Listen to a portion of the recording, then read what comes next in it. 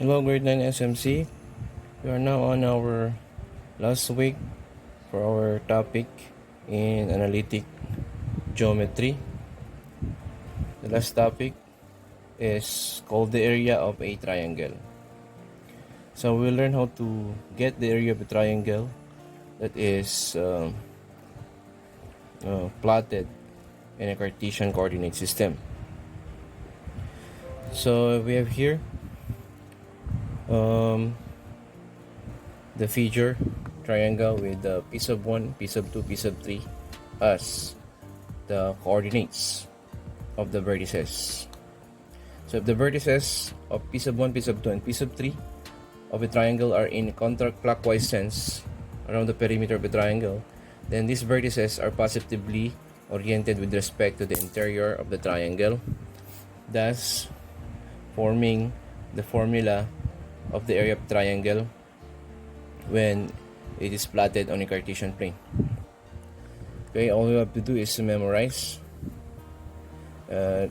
It's somewhat lengthy formula, but just try to memorize this. So area of triangle, piece of 1, piece of 2, piece of 3 is equal to 1/2 times bracket x of 1 times quantity y sub 2 minus y sub 3 minus y sub 1 times the quantity x sub 2 minus x sub 3 plus x sub 2 minus x sub 2 y sub 3 minus x sub 3 y sub 2 close bracket.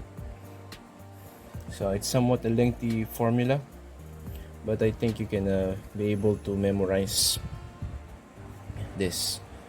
Okay, so the keyword for this topic is yun, counterclockwise. So if you assign the values of x sub 1, x sub 2, x sub 3, y sub 1, y sub 2, y sub 3 of the triangle in your formula, then you can be able to get the correct result of the area of the triangle.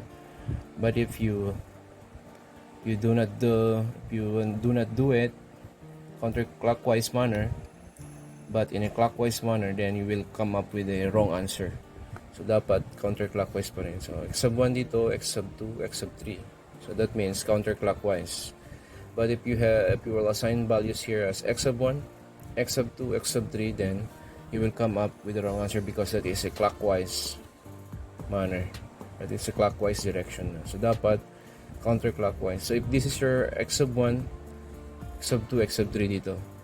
This is your x sub 1, x sub 2, x sub 3. Ganun. So yun lang. Counterclockwise is the key for this topic, area of the triangle. Let's have our first example. Find the area of the triangle whose vertices are 3, 4, 6, 8, and 5, -1. First, let us draw the triangle in the Cartesian plane. Let us name 3, 4 as A, 6, 8 as point B, and 5, -1 as point C. So for point A, 1, 2, 3. 1, 2, 3, 4. This is point A with the coordinates 3, 4. 6, 8 for B. 4, 5, 6. 4, 5, 6, 7, 8. Ito na. 6, 8. Point B, 6, 8. And point C, 5, -1. Connecting the points, we form a wait. Teka. Sorry for that. 6, 8. B is 6, 8, diba? But B is, C is 5, -1 dito. 5, -1. Yan. Yan. So A is 3, 4. So next step, let us now assign values for x sub 1, x sub 2, x sub 3. So if this is our x sub 1, y sub 1, where will be our x sub 2, y sub 2? Is it A or B? The answer is B. X sub 2, y sub 2, x sub 3, y sub 3. Right? So that is how we assign values of x sub 1, x sub 2, etc. Counterclockwise manner. You can also assign B as your x sub 1, y sub 1, so that A will be x sub 2, y sub 2. So, kahit ano, basta counterclockwise. No? Counterclockwise is the keyword for this topic, area of a triangle. Okay, so we are now ready to solve the area of this triangle. The formula is 1/2 x bracket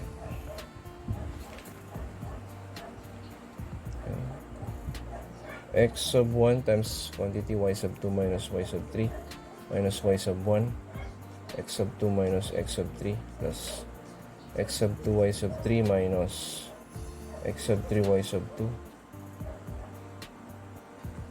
close bracket. Then all we have to do is to substitute now. So what is x sub 1? 5. Y sub 2 minus y sub 3 is 8 minus 4 minus y sub 1 is negative 1, so plus 1 na tayo dyan. X sub 2 minus x sub 3 is 6 minus 3 plus the product of x sub 2 y sub 3, 6 times 4 minus the product of x sub 3 y sub 2, 3 times 8 close bracket. So we have 8 times 4, 8 minus 4 is 4 plus 6 minus 3 is 3 plus 24 minus 24. Cancel na natin yan. Let's continue on this part. Area is equal to 1/2. 5 times 4 is 20 plus 3. So 1/2 of 23 is, so therefore the area is 23 half square units. 23 half square units is now the area of the given triangle. Okay, so all we have to do is to follow the same, follow the formula, and the keyword is counterclockwise. So how about if you use x sub 1 as 6, x sub 2 as 3? Okay, you still get the same answer, 23 halves. Alright, let's proceed to the next sample, number 2. Now let's proceed to number 2. Find the area of the triangle whose vertices are 4, 5, negative 1, 2, and 2, negative 4. Again, let us name 4, 5 as point Q, point P, negative 1, 2 as point Q, and 2, negative 4 as point R. Then first step, we plot the points. Let's draw the triangle in the Cartesian plane. 1, 2, 3, 4. 1, 2, 3, 4, 5. This is point P. Negative 1, 2 is point Q. And 2, negative 4 is point R. P is 4, 5. Q is negative 1, 2. Connecting the points, we form a triangle. Now we are ready to solve for the area of this triangle. Right? But before that, let us first assign values of x sub 1. What do you want? Here? Okay, let us assign 4 as x sub 1, y sub 1. Then, what will be our x sub 2? Of course here, because we're considering the counterclockwise keyword. Yes? This is your x sub 1, this will be your x sub 2. This is your x sub 1, this will be your x sub 2. Okay? So, after that, write the formula now. Have x sub 1 times y sub 2 minus y sub 3 minus y sub 1 times quantity x sub 2 minus x sub 3 plus x2 y3 minus x sub 3 y sub 2 close bracket. Then by substitution, x sub 1 is 4. Be careful substituting the values. One mistake, then you will not get the correct area of the triangle. So y sub 2 minus y sub 3, we have 2 minus negative 4, so 2 plus 4. Minus y sub 1 is 5. X sub 2, negative 1 minus 2. Plus the product of x sub 2, y sub 3. Sub 2, y sub 3. Yun, negative 1 times 2 is negative 2. Minus product of x sub 3, y sub 2. 2 times 2, 4. Minus 4. Close bracket. 4 times 6, 24. Negative 5 times negative 3 plus 15. Plus negative 2 minus 4, negative 6. Then, let's now continue here. What is 24 plus 15 minus 6? Tama ba? 4 times 6, 24. Negative 5 times negative 3, 15. Plus negative 6. It's negative 6. Negative 1, 2, 2, negative 4, 4, 5. Yes, correct. So what is 24 plus 15? 39 minus 6. Wait. Dito tayo. X sub 2, sub 2, y sub 3. Wait. Sorry about that. X sub 3 pala yan, no? X sub 2, y sub 3 is negative 1 times negative 4. So, dapat 4 dito. Sorry about that. X sub 2, y sub 3 is positive 4. So, 4 minus 4 is 0. So, 0 yan. So, 24 plus 15 is 39. So, therefore, the area is 39 half square units. That is now the area of that given triangle PQR. 39 over 2 square units. Let's proceed to number 3. We have here now number 3. In the triangle with vertices P sub 1, negative 1, negative 5, P sub 2, 11, 0, and P sub 3, 3, 9. Find the length of the altitude drawn from P sub 3. First, let us draw the triangle, Partition plane. P sub 1 is negative 1, negative 5. 1, 2, 3, 4, 5 here. P sub 1, negative 1, negative 5.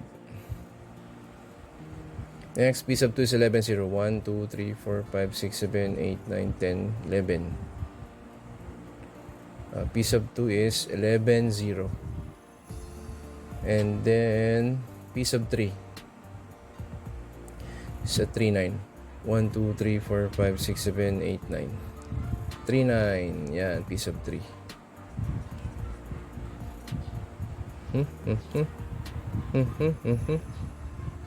Alright, 9. Connecting the points, we form a triangle. Now, the question is, find the length of the altitude drawn from P sub 3 here. This is the altitude drawn from the vertex P sub 3. P sub 3 to the base P sub 1, P sub 2. So what will be our approach here to solve the length of the altitude drawn from P sub 3 to P sub 2? So we all know that the area of a triangle in geometry is given by base times height all over 2. So since we're trying to find h here, our formula is twice the area divided by the base. Okay, so first let us solve the area of this triangle divided by the length of the base. What is the length of the base? That can be solved using the distance formula. Okay, so let's start with the area.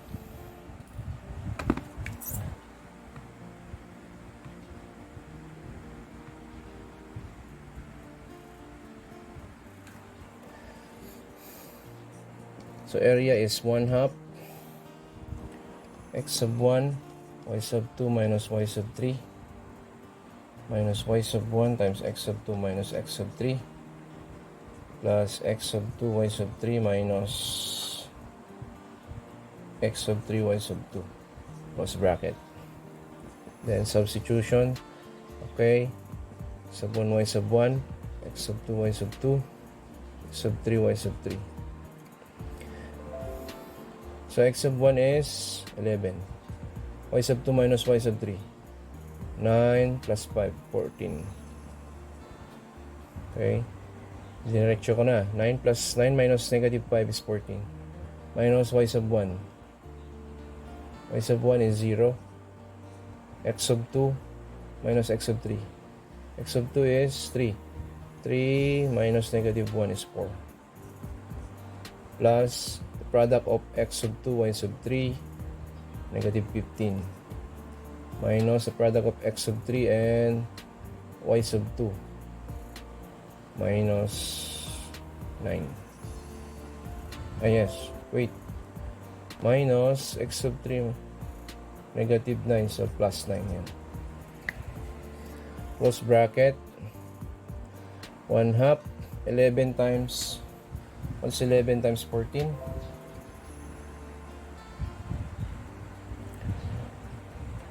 Okay, 11 times 14 is what?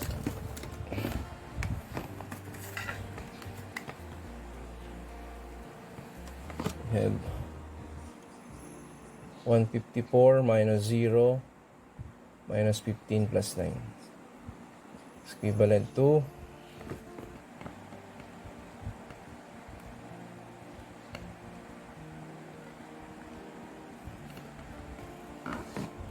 okay, 148. And then 148 divided by 2 is 74. 74 square unit. 74 square unit is the area of the triangle P sub 1, P sub 2, P sub 3. Okay? So after solving for the area, let us now solve the base. The length of the base can be solved using the distance formula. Okay, you can screenshot on this part so that I will try to erase this so that we will solve the length of the base. Okay.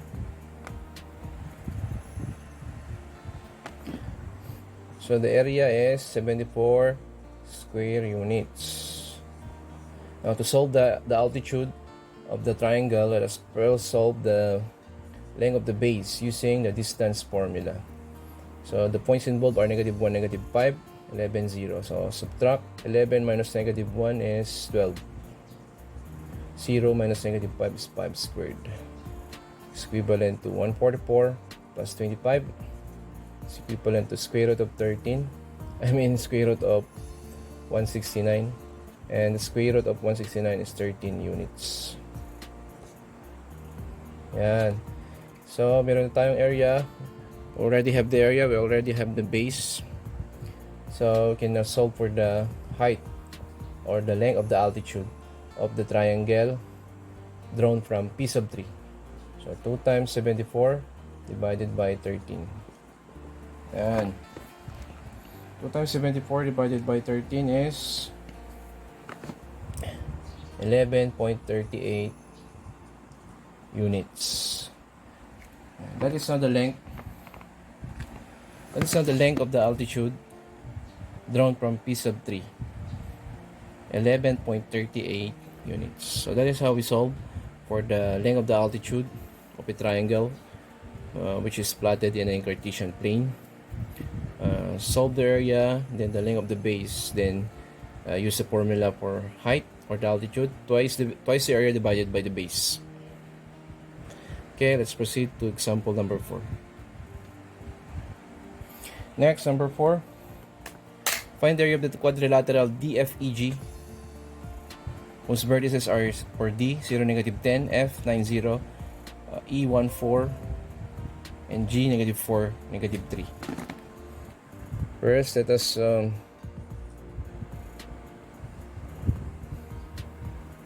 draw the quadrilateral. 0, -10, 1, 2, 3, 4, 5, 6, 7, 8, 9, 10. Yan. D. Next, 90. 1, 2, 3, 4, 5, 6, 7, 8, 9. 90 for na F. 1, 4. 1, 4 for E. And 1, 2, 3. -4, -3 for G.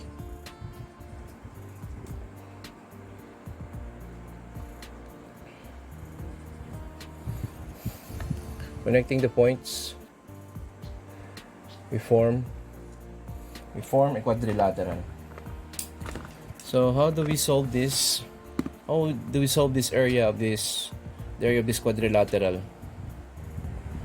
So okay, so to solve the area of this quadrilateral, we're going to apply our knowledge in solving the area of a triangle by drawing a diagonal here. By drawing the diagonal of the quadrilateral, therefore you have formed two triangles. So triangle 1 and triangle 2, T1 and T2. So to solve the area of the quadrilateral, you solve the area of these two triangles and add the area of triangle 1 plus area of the triangle 2 there. Then that will be the area of the quadrilateral. So we will solve two areas for this particular problem. Let's start with triangle 1. So for triangle 1, okay, formula is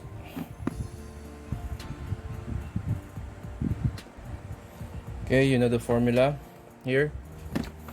Then substitute the values of x sub 1.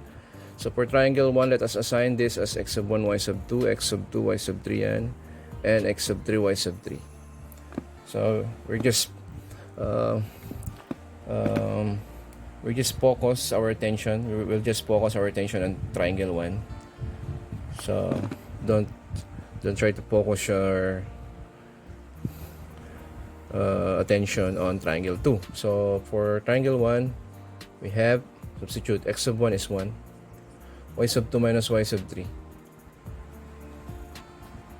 Wait. This is x sub 2, y sub 2. Okay, y sub 2 minus y sub 3. -3 plus 10. Yan. Minus y sub 1. Y sub 1 is 4. Then times quantity x sub 2 minus x sub 3. -4. Yes, times -4 na. Kasi x sub 3 is 0, -4. Plus the product of x sub 2, y sub 3. -4 times -10, 40, minus product of x sub 3. Wait, I'm sorry. Tama. X sub 3, 0, times -3, 0. So the area is 1/2. 1 times 7 is 7, plus 16 plus 40. Go to 1/2.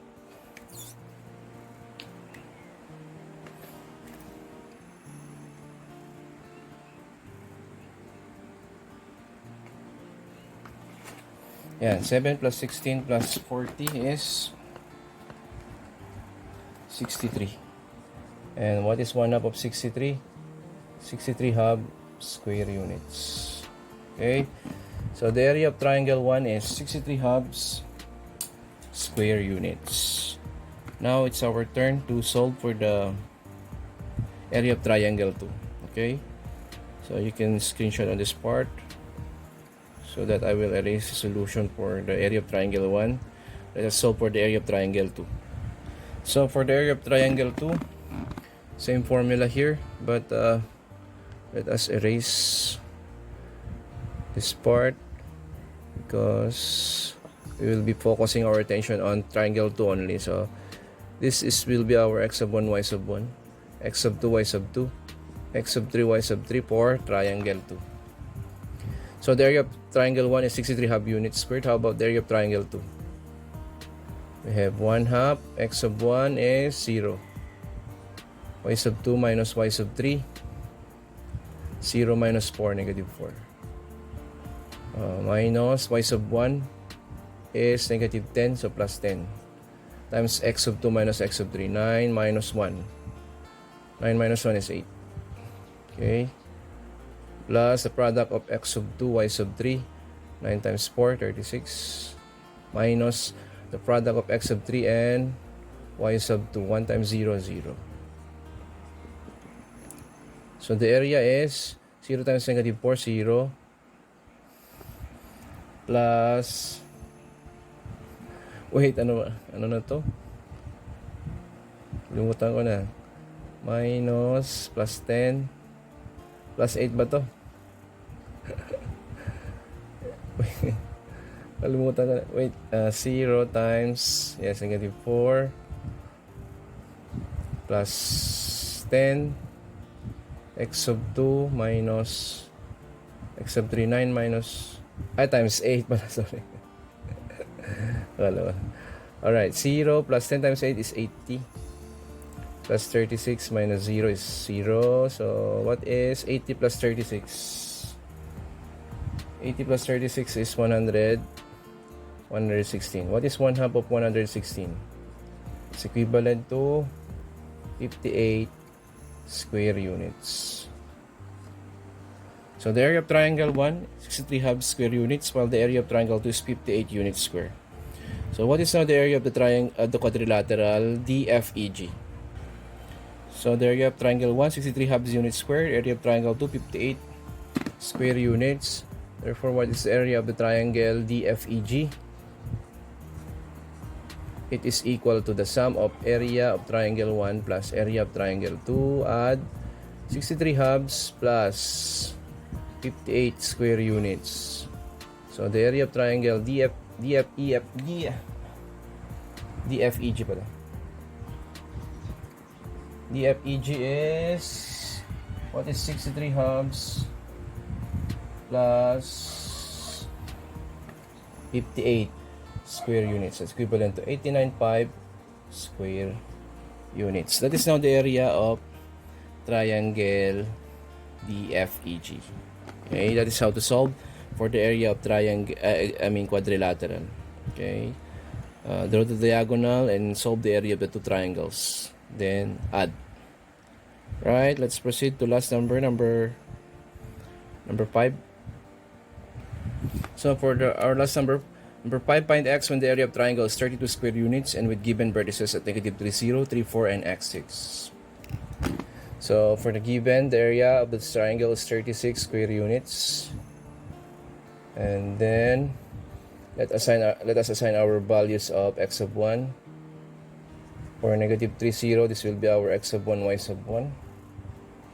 For 3, 4, this will be our sub 2, y sub 2. And for x6, this will be our x sub 3, y sub 3. Then the area is,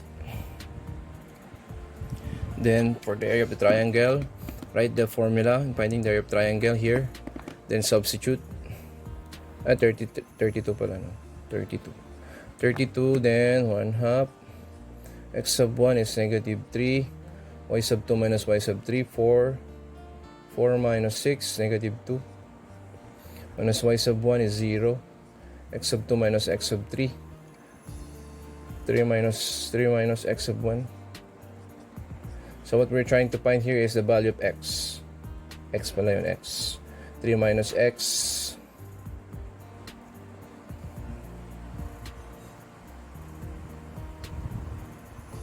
And then plus the product of x sub 2, y sub 3. 3 times 6, 18. Minus product of x sub 3, y sub 2. Sub 3, x, y sub 2. 4x minus 4x. Yan. So 32 is equal to 1 half negative 6 minus 0 plus 18 minus 4x. Multiply both sides by 2. 64 is equal to negative 6 plus 18 is 12 minus 4x. Solving for 4x, we have 64 minus 12.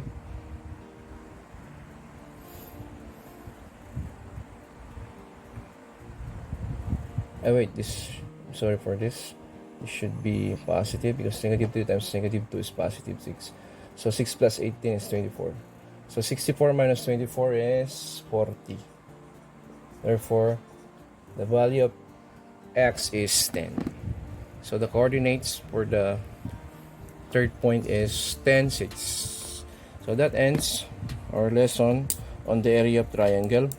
So you are now ready to answer your last in analytic geometry for week number 10. So I hope you learned something. Thank you for listening. Goodbye.